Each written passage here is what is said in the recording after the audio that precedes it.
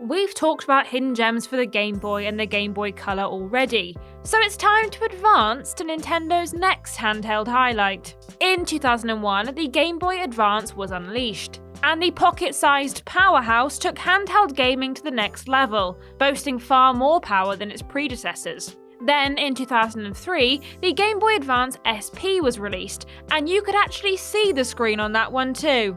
Nintendo really do think of everything, don't they?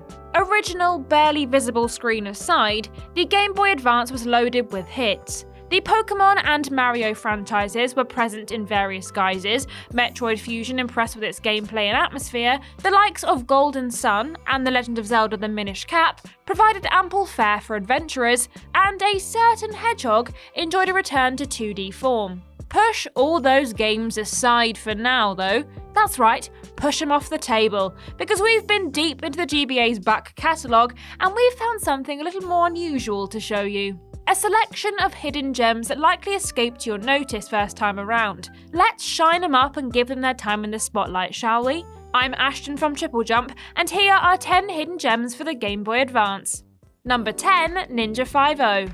Despite being released in 2003, Ninja 5-0, known in Europe as Ninja Cop, absolutely drips with 80s and 90s action charm. It's a side-scrolling action platformer where you play as a ninja who is also a cop. And I've been reliably informed that if you're old enough to remember that era of gaming, this is basically all you need for a good time. Published by Konami but created by Hudson Soft, the game puts players in control of Joe Osagi, a ninja with a job in law enforcement, who must put a stop to a terrorist organisation who are in possession of artefacts known as the Mad Masks. These masks grant obscene power to their wearers, and are most definitely in the wrong hands. Only the combined skill set of a ninja and a cop can clean up this mess. The gameplay is reminiscent of top 90s ninja titles like Revenge of Shinobi, but Mr. Osagi is equipped with a grappling hook which adds a distinct Bionic Commando flavour to the mix. The heroic ninja must leap, grapple and fight his way through 5 missions, each with a powered-up boss waiting at the end, who Joe will need to smack around until their mask falls off. That'll teach him to take on a ninja who is also a cop. Number 9, Scourge Hive. Orbital Media's Scourge Hive borrows a lot from Nintendo's own Metroid series. A cool female bounty hunter protagonist, a mysterious facility on an alien planet, and a whole host of betentacled monstrosities to do battle with, all of which make this adventure sound very familiar. Scourge Hive does have a few features that set it apart though, and it's a worthy experience in its own right. The story follows Genosa Armour, who's been sent to investigate an isolated research lab where an unknown disaster has taken place. Said disaster was instigated by the Scourge, a parasitic organism with the ability to infect others. Genosa ends up infected, and the game becomes a race against time to save the day before our beleaguered bounty hunter succumbs to the virus. The clearest distinction between this and Samus's adventures is the isometric viewpoint, literally providing a different angle from which to approach the action. But there's also a rock-paper-scissors style weapon system to help set it apart. Genosa can equip one of 3 weapon types that will either cause normal damage, inflict extra damage, or power up her enemies depending on their class. Energy beings are powered up by electric weapons, combustion weapons add fuel to mechanical types, and, apparently, dissipation weapons power up biological enemies. Maybe it dissipates their inhibitions? Yeah, we'll go with that. Number 8, Turbo Turtle Adventure. Puzzle games have always been well suited to handheld consoles, with their pick-up-and-play mechanics and addictive gameplay. This little-known reptile-based puzzler has those qualities in abundance, and marries them with a serene ambiance and a cute visual style that everyone can enjoy. In Turbo Turtle Adventure, players are tasked with getting the titular turtle to the end of the level in gameplay that's similar to Marble Madness or Super Monkey Ball. At the beginning of each level, the cutesy critter will tuck himself up into his shell, and it's the player's job to roll him to the goal, avoiding pits and obstacles and making use of various power-ups along the way.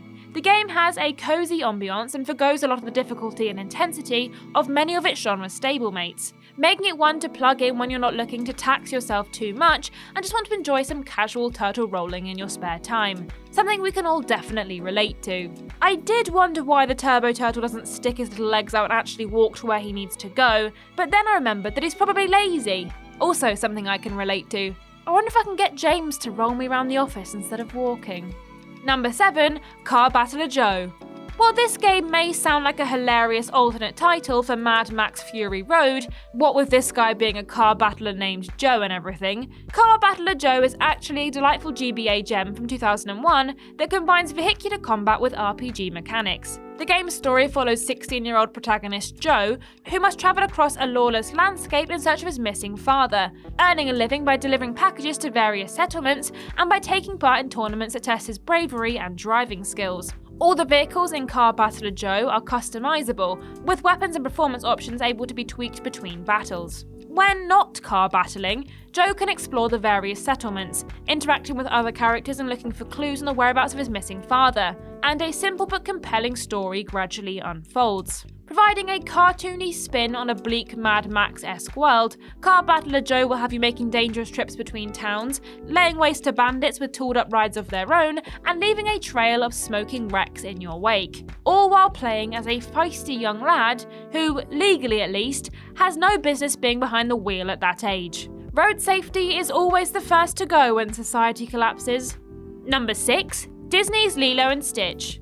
You'd probably expect a Lilo and Stitch title to take the form of a cutesy platformer. Well, Digital Eclipse, the developers behind Disney's Lilo and Stitch, decided that they'd take their inspiration from SNK's over-the-top and comically violent Metal Slug series, and the result is, quite frankly, ingenious. The story goes that Digital Eclipse had made so many great Disney titles in the past that the House of Mouse are happy to let them get on with the game's development with little input. As such, those crazy guys, gals and others created an explosive run-and-gun shooter featuring constant hectic violence and pilotable armed mechs. Luckily for everyone involved, then Disney CEO Michael Eisner loved what he saw, and a lot of jobs were presumably saved. It isn't all running and blasting as a diminutive four-armed dervish though.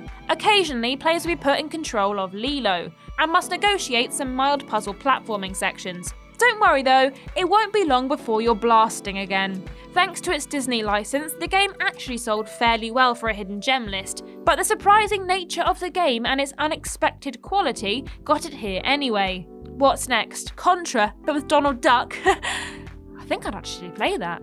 Number 5, Rebel Star Tactical Command. If you're a fan of XCOM-style squad-based gameplay, the GBA is unlikely to be your go-to console. Julian Gollop, the designer of the XCOM series, saw tactical potential in Nintendo's plucky handheld, and so he created the somewhat obscure but very well regarded Rebel Star Tactical Command. A continuation of Gollop's early Rebel Star series, this isometric extravaganza features pleasantly complex combat mechanics with a bright and breezy cartoon sheen to suit Nintendo's family-friendly handheld. I say family-friendly, the game is set in 2117, where aliens have enslaved the entire human race, have implanted trackers into their brains, and will take them away when they reach the age of 30 to suffer an unknown fate. It's later revealed that the Aralians, the race that enslaved us all, did so solely for their entertainment, and feed every human that reaches the big 3-0 to their underlings. Family-friendly visuals, surprisingly dark content. Despite the grim fate it envisions for us humans, Rebel Star Tactical Command brings top-notch tactical shooting to the GBA from one of the genre's leading experts. Alas, this rebellious star never truly got its chance to shine, although this was at least partially thanks to some very off-putting box art. Why did they have to be naked? Number 4, Kuru Kuru Kururin. Kuru Kuru Kururin is one of those puzzle titles with an astonishingly simple premise that offers up hours and hours of addictive gameplay. Released as a launch title for the GBA in the US and Europe, this spin-em-up task plays with guiding a constantly rotating stick through a series of mazes. While this may not sound like it'll do much to tax your thinking muscles, the devious design of the stages offers up plenty of interesting and dynamic challenges, as many sections of the maze will require players to come to grips with the timing and momentum of the stick in order to fit it through some tight spaces and get it past obstacles. This results in plenty of tense moments where dexterous stick controls are required for that perfect run. The game even has a simple storyline, where titular heroic bird thing Kururin's brothers and sisters have gone missing, and the only way for him to find them is to pilot the stick-like flying machine called a Hellerin, and explore the strange world beyond his home. A daring rescue story with themes of familial bonds and coming of age, and a constantly rotating stick. I don't know what else you could possibly want from a game, really. Number 3, Guru Logichamp. Another Japanese puzzle game, this one was never released in the West, and it's also, somehow, even more bonkers than Kuru Kuru Kururin.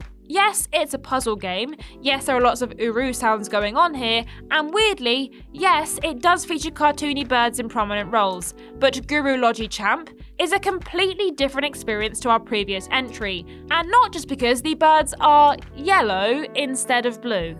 In the game, players take on the role of the champs, feathered yellow fellows who help their neighbours by completing a series of logic puzzles. These logic puzzles take the form of images that must be drawn by adding and removing blocks. What starts out as a simple case of putting blocks in the right place quickly becomes very tricky when more devious shapes appear and obstacles are added to shake things up a bit. On top of all this tricky block manipulation, you'll constantly be bombarded with odd sound effects, mad cutscenes, moving backgrounds, and the antics of the small grinning birds, making Guru Logichamp an experience like no other. Can you think clearly and solve logic problems while this guy is watching you? Play Guru Logichamp and you'll find out. Number 2, X vs. Sever.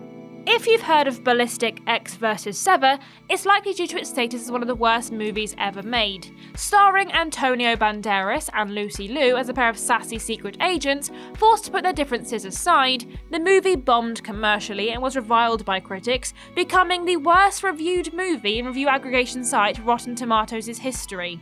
Unlike its source material though, the X vs. Sever video game was received very well and was regarded by reviewers as a great handheld FPS and one of the best multiplayer experiences on the platform. Based on an early script of the film, X vs. Sever on the GBA allows players to choose from the two leads and presents a very different story and mission layout depending on who you went with, including multiple boss fights against the opposing agent. Like Doom and its contemporaries, it uses 3D environments with 2D sprites and objects, resulting in a fun and fast-paced, secret agent-flavoured retro FPS that fits right into your pocket. As you're no doubt aware, movie tie-ins have a reputation for not meeting the standards of the media they're based on, meaning that X vs. Sever for the GBA finds itself in a very unreal situation indeed. Awful movie, but one eck of a game. Who'd have thought it? And number 1, Drill Dozer. Drill Dozer is a delightfully quirky platformer on GBA with bright visuals and a joyous, lively atmosphere, in which you play as the daughter of the leader of a gang of bandits, who is armed with a powerful drill-equipped mech. On her quest to retrieve a valuable diamond that was stolen from her father by a rival gang, the pink-haired protagonist, known as Jill, must use her mech, the titular Drill Dozer, to traverse levels, overcome obstacles, solve puzzles, and pummel enemies. Despite slipping under the radars of many a casual GBA owner, Drill Dozer lit up the pages of gaming magazines and websites with stellar reviews, with commenters referring to it as among the very best, and perhaps even the best platformer on the handheld. When you consider this puts Jill head-to-head with Mario, Sonic, Kirby, and Mega Man, this is high praise indeed. Oozing charm and filled with innovative gameplay and clever level design, Drill Dozer is worth a play for anyone who likes a good platformer, but understandably missed this gem at the time. Go on, try it out. We guarantee that little Jill and her Drill Dozer will drill their ways right into your heart. And hopefully, it'll be nowhere near as painful as it sounds.